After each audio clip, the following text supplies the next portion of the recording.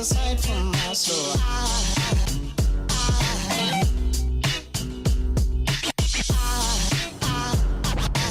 all. Well, so it's time for another environmental climate update. But here in California, we've seen record high temperatures again. It's almost normal now. And the weather's just been unreal. Yesterday was in the 80s in most of the Bay Area. Today, it's not going to get so nice. It's probably be lucky if it gets out of the 60s as another front approaches from the Pacific. So let's talk about the Arctic again.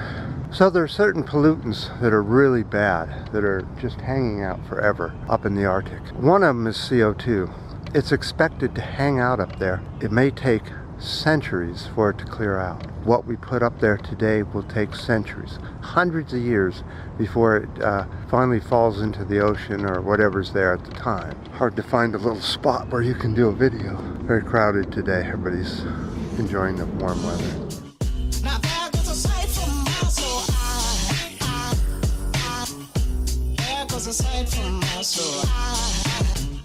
So the next thing that's really bad, that's a pollutant that may or may not last very long up there, is methane, black carbon, ozone, and HFCs. All these are sort of short-lived up in the Arctic. But let me tell you about one of the worst ones, is the black carbon. The black carbon couldn't be any worse.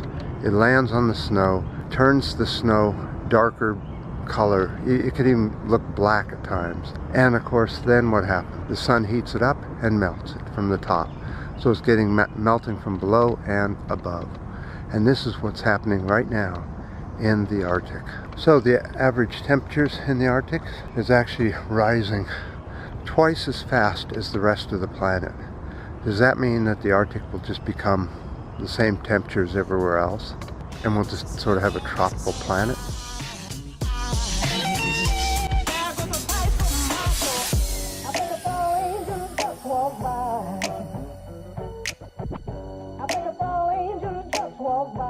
So let's look at another place around the world that's suffering from both climate change and overpopulation. And that's in Africa, Chad.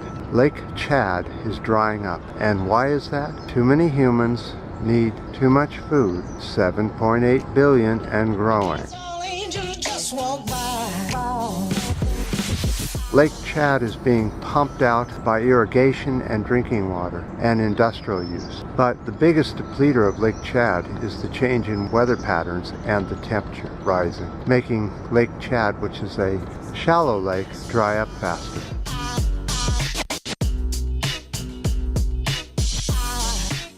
This is a story we've seen all over the world, almost in every country. This is happening more and more. And that's why they're saying that drinking water is going to become something of a rarity in the not too distant future.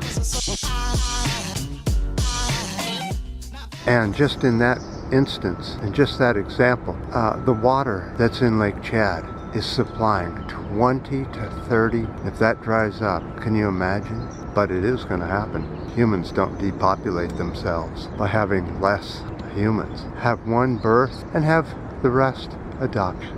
It's better for the planet. So, what are the solutions? Obviously, the big one is to depopulate the planet with humans. Bring it down to about 1 billion, or 1.5 billion. The planet can handle that. So, if you think that government's purpose is to solve the climate crisis, you're incorrect. Governments all over the world aren't going to do what needs to be done. It has to be the people themselves. It really does. The reason I say that, mosquitoes have come back, is that here in the US, Scott Pruitt has decided to delete all of the Obama-era fuel efficiency standards that have been put up. All of them. Delete them all and go back to the old standards. Of course, the CEO of Chevy just loved it. They had a big party after the announcement. What will this mean for the people? Will this cost you less? Afraid not. This will cost you $1.7 trillion more in fuel costs. They go backwards in fuel standards. The old fuel standards that they're getting rid of took 6 billion tons of pollutants out of the air every year. That's coming back. So is air pollution in a big way. We have far more cars and vehicles and gasoline engines burning right now than we ever have in the past. And if we take these regulations away,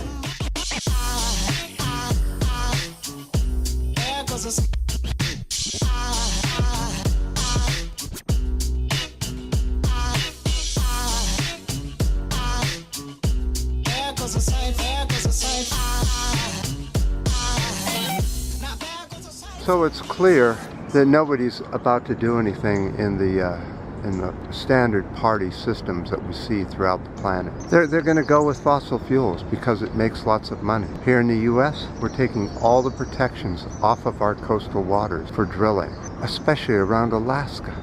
It's so sad to see. We're going to have to do another video on that. So the Orange Man wants the US to be the main supplier of oil around the world. That's his idea of an economy, something that kills again, just like the military-industrial complex. Why is it that the gangs always go for these type of fixes that are really the opposite of fixes, but yet their followers think it's really a fix?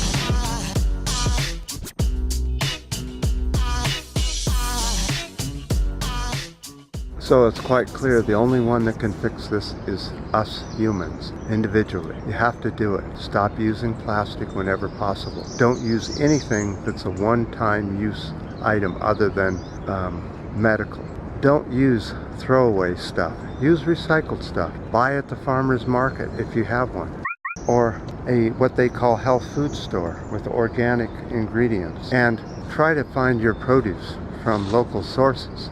That's why you want to do the farmer's market, because you get excellent food grown locally instead of something coming from China, which you have no idea what is on it, since China has a regular practice of throwing their toxic waste in the fields that they grow in. So what's the cause of this trouble in the Arctic? Well, it's overpopulation of humans and way overuse of fossil fuels. Can you do anything about it? I think so.